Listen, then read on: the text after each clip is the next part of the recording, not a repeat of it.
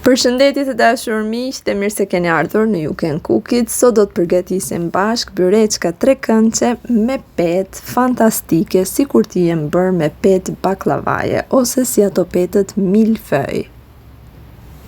Dalin super krokante dhe shkrihen në gojë. Sot unë i kam përgatitur me 2 lloje, me mish të grirë dhe me djath.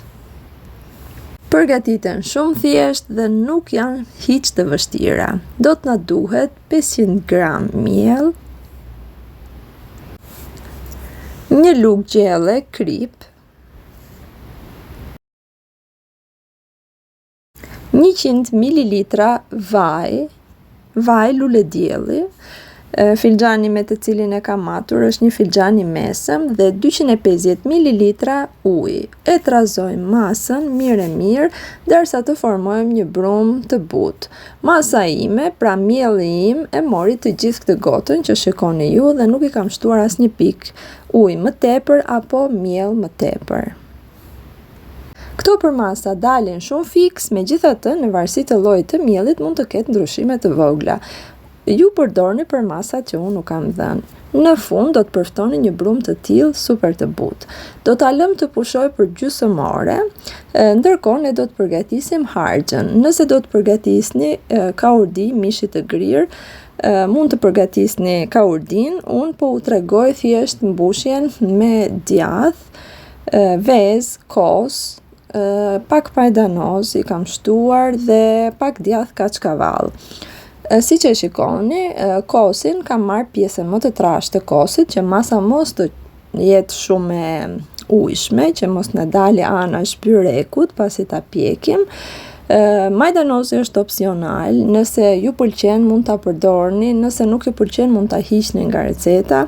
I kam grirë pak djath kaçkavall dhe i kam përzierë të gjitha bashk. Duhet jetë një masë kështu kompakte, si një gjizë e trash. Pas gjysmë ore, brumi do të jetë lëshuar në këtë gjendje, pra është shumë elastik, shumë i butë dhe hapet shumë kollaj. Këtë brumë do ta ndajmë një herë në dysh dhe çdo kulaçk do ta ndajmë në 8 kulaçka, pra në 4 dhe pastaj në 8. Këto 8 kulaçka të vogla janë për një petë. Pjesa tjetër do të bëhen dhe me pjesën tjetër 8 copë të tjera. Këto 8 kulaçka do t'i hapim me 27 2 Do t'i hapim si fillim sa një pjatë ëmbëlsirash dhe pastaj do t'i ndajmë nga njëra tjetra dhe do t'i ngjyejmë sërish me 27.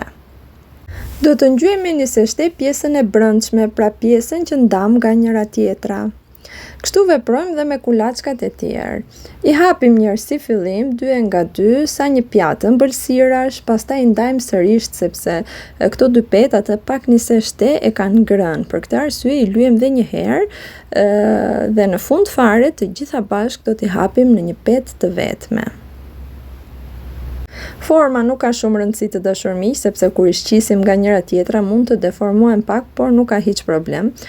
Thjesht spërkatini me 27 mes njëra tjetrës, i rregullojmë me dorë pak dhe pastaj fillojmë i hapim me këtë oklavan duke e shtyr petën. Është një procedurë shumë e thjeshtë dhe për ata që nuk dinë të hapin petë. Do të hapim një petë të madhe sa për tepsinë e madhe të furrës. Pasi e kemi hapur në këtë mënyrë, e presim në shirita dhe pjesët anësore fare nuk i presim vetëm mesin dhe secila nga këto prerje do të bëhet një byreçke vogël trekëndçe. Nëse byreçkat doni t'i bëni pak më të mëdha, prerjet mund t'i bëni pak më të gjëra, sipas dëshirës.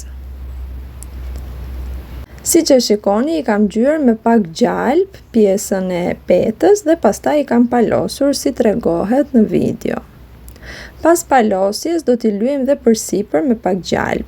Nëse nuk doni t'i bëni me gjalp, mund t'i bëni dhe me vaj normal, lule dielli, por nëse i bëni me gjalp dalin më të shijshme. I palosim pra si tregohet në video dhe i rreshtojmë në tepsi për t'i pjekur. Si që shikoni dhe përsipër i kam ngjyrë me pak gjalp dhe i kam futur në furrë për t'i pjekur me 230 gradë derisa përsipër të marrë një ngjyrë në të kuqërremtë. Dalin fantastike të dashur miq, fëmijët i pëlqejnë jashtëmase. Të jeni të sigurt që nuk ka fëmijë që t'i thotë jo këtij lloj byreku sepse është shumë krokant, shkrihet në gojë, ka një petë fantastike sikur të jenë ato petët milfëj. Siç dhe shikoni në video se si shkërmoqet peta kur unë e thyej, dhe copëzat e petës të ngjiten në dorë si petë baklavaja, aq të holla dhe aq të imta janë, aq krokante janë.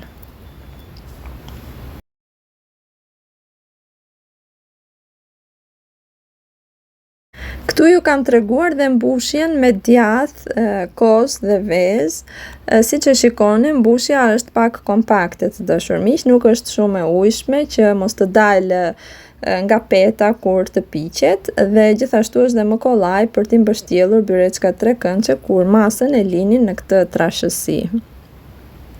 Edhe në mbushjen me djath, sërish pjesët e petëve i kam gjyer me pak gjalp dhe pastaj kam palosur si tregohet në video. Kjo ishte edhe receta për sot të dashur miq, shpresoj t'u ketë pëlqyer. Nëse po, mos harroni t'i jepni një like dhe ta ndani me miqtë tuaj, jam e sigurt që do të mbeteni të kënaqur. Era e mirë e kuzhinës dhe harmonia me njëri tjetrin mos qoftë kurrë mangët në shtëpitë tuaja. Gjithë të mirat dhe mirë dëgjofshim.